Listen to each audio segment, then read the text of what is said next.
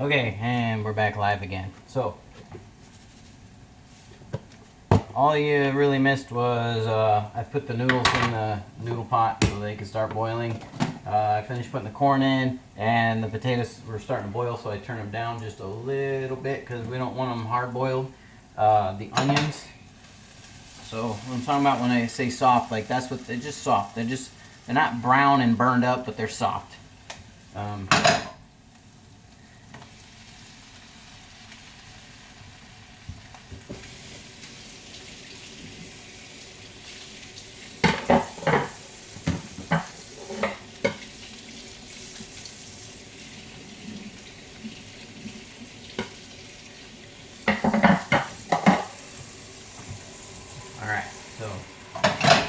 Put the meat back in. You're gonna notice the meat is, see how the meat's still kind of red and bloody, like there's still some blood in there. It happens. It's not gonna kill you. It's gonna cook. We're gonna simmer this for a while, so don't worry if the meat's not all the way cooked. You weren't trying to burn it in the first place. You were just trying to cook it and heat it up a little bit. All right, so, oh, hey, is that you, Adam? Welcome back, Adam. Anyway, my one loyal follower for the day. All right. So yeah, don't worry if the meat's a little pink. It's gonna cook. And the onions are on the bottom, but as you toss this around, they're gonna get all mixed in. It's not a big deal. That's not done yet.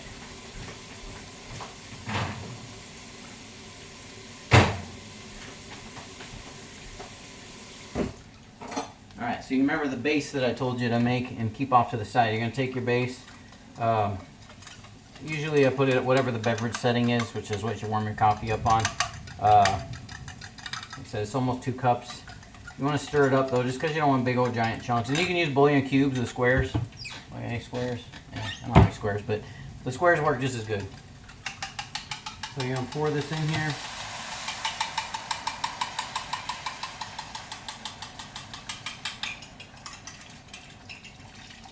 And don't worry if you got a little carried away and you maybe put a little too much juice in there, because you can always, it's going to thicken up as it cooks, and you want enough juice to at least cover the meat somewhat. Like, it doesn't have to be, we're not boiling it, but we're boiling it. So you just want to cover it so the meat can be simmered and the juices are a little bit even with the top. Let's see, can you see that?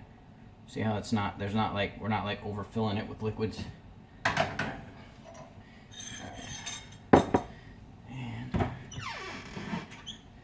Coffee time. There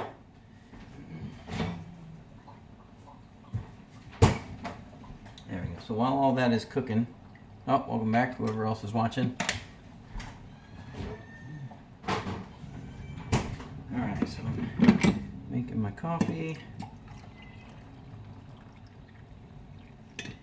Okay. So that's pretty much done, huh? What did I tell you? Turn your back on a pot, that happens. It's just, you see that? You guys are probably watching it and you're laughing, going, he's not going to catch that. I caught it before it overboiled. So anyway, the noodles are doing their thing. The potatoes are taking forever. I think the noodles may be done. And the good thing about this is, like, you can cook all this at the same time, or you can have it prepared already. Like if you already made noodles and you have some old cold noodles in the refrigerator, you can just run hot water over them and you got the noodles already done. You don't have to worry about it. But those noodles are definitely done. So I'm going to call into them.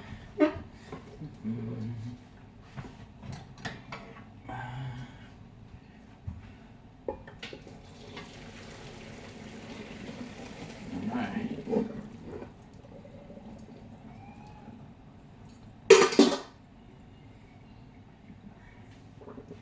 Now,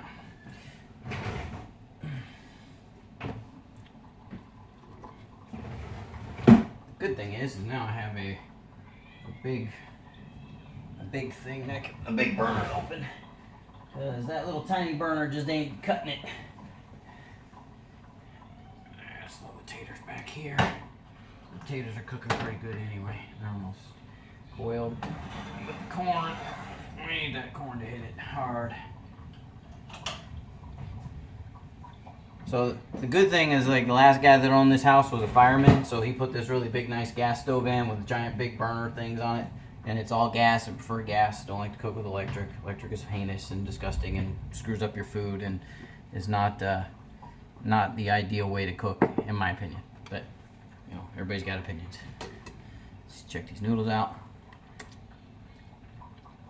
Yeah, they're al dente. So al dente means they ain't quite done yet, but they're still cooking.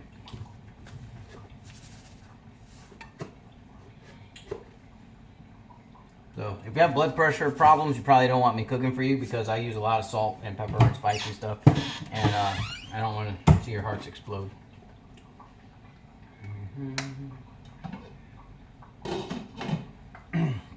Some people boil their corn with butter and salt in it, which is all good, and or milk. You can put milk in there. If it's not sweet corn, like you're out picking corn and you don't know any better, and you like pick some nasty field corn that's all big and yellow and hard, you can still boil that to where you can eat it. But if you put milk and some sweet butter in there to boil it with, it'll tenderize that corn, so it's actually okay to eat, and not like a cow chewing its freaking feed, and it'll taste a little bit better.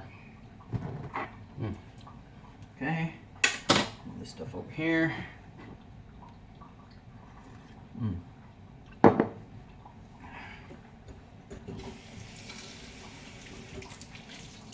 So I know some of my friends also work. A lot of them are still active duty military people.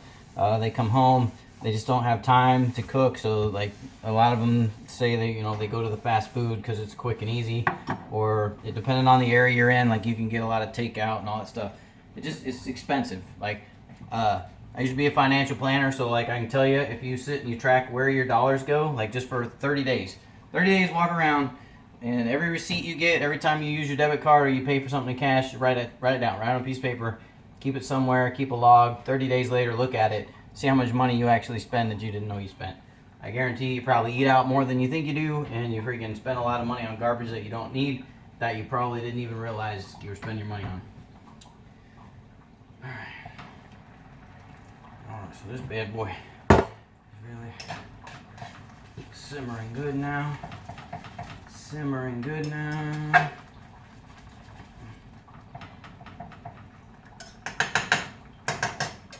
Alright. Again, we don't want to boil the crap out of it, but because we're using stew meat, and stew meat's already tough, right? So if you already have some tough stew meat that you're cooking with, you want to cook it. And then also, like I was saying, you can cook anything this way. Doesn't matter what the meat is. You can do chicken, pig, whatever. But like I do like to eat some game animals. So like if you did have some rabbit or squirrel, something that's kind of a tougher meat, deer meat that's really tough, this is a great way to cook it, because it breaks down the collagen in the way that you're cooking it, and it makes it so the meat will be a lot more tender. Sorry, Rachel, if you're watching, you didn't hear any. Put your fingers in your ears. You didn't hear any that I eat animals, because I know you would be offended. Anyway. I feel like that's cooking very well. So, pretty much, that's beef and noodles. It's really not that hard. This is all going to be done, and the potatoes will be done in about 10 minutes. One of the tricks with potatoes, before I log off, is you want to save some of the water before you dump the potatoes. Like, I know a lot of your moms probably just took cold milk from the refrigerator, whopped it in there. Makes the potatoes cold, and it supposedly makes them creamy, but not really. It adds a little extra calories, and if you're like me and milk makes you fart, you don't want to add that into your potatoes. So what I do, what I've learned from cooking, is you take about a cup of your potato water after it's been boiling, because that's got all your potato vitamins and your potato minerals in there, and you just kind of set that aside.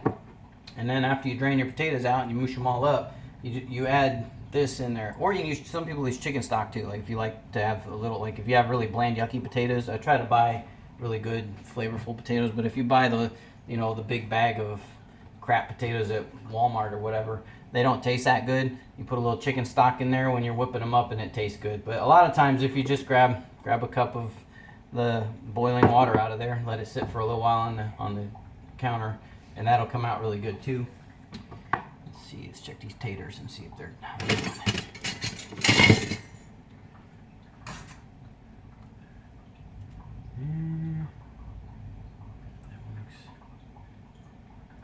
Yes, Adam, I'm touching the boiling hot potatoes. I know, you're amazed at how my heat resistance is. So so amazingly high. All right, noodles are done. Pretty sure these potatoes are about ready to mash.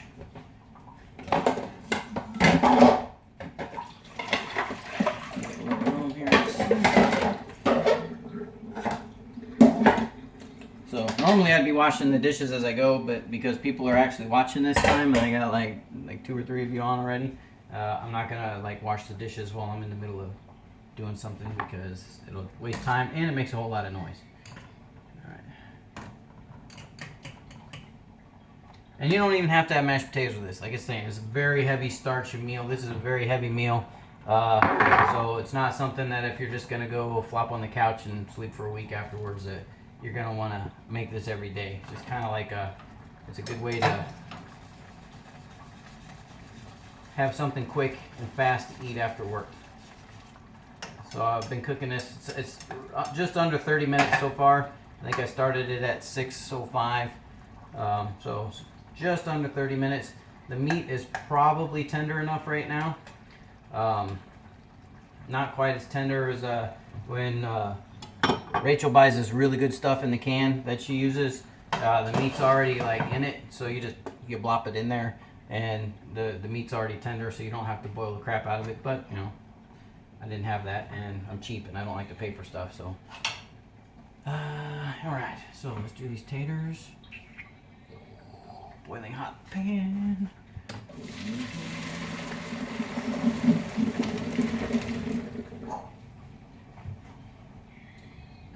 That's going to be a problem. So what we're going to do is turn this off, turn that on, just move that to the back. There we go. Bam. Put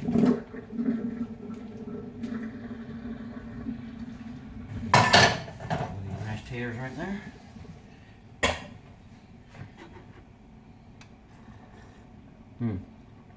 Makes me wonder who the other person is. I know Adam said he was watching when I went to the break.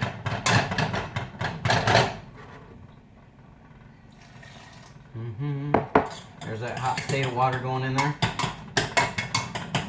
And then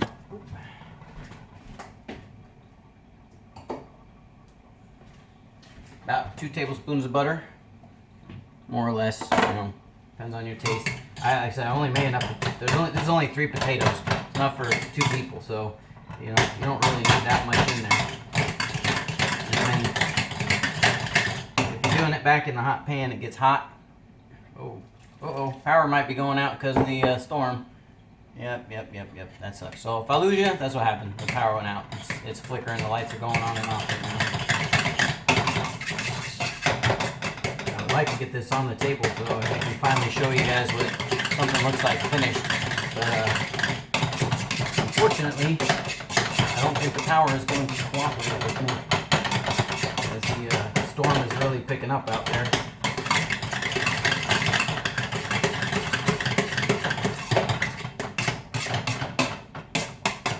Just a touch more water. You don't need to use it all. So like if you're one of the people that thought I dumped the whole cup in there, no, don't need the whole cup. Not even. And then, again, if you're making like Thanksgiving dinner and you got like 40 people eating and there's a big sack of potatoes you're boiling in here, well, you're going to need to keep a few more cups than one out. Alright. I try to have dinner on the table by 6:30. Doesn't always happen, but I think today I'm going to get very close. Ciao, no. Alright. Scooper. Alright. Mashed potatoes.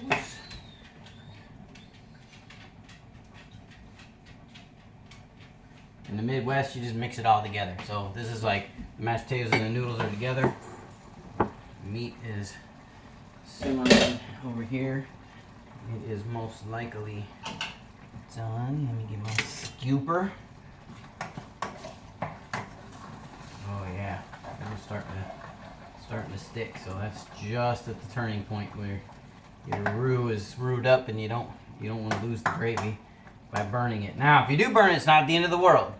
Just saying, if you burn it, if it starts to burn and you have another pan, hurry up and get it out of the pan that you just burned so you don't ruin the meal altogether, because the top stuff ain't burned.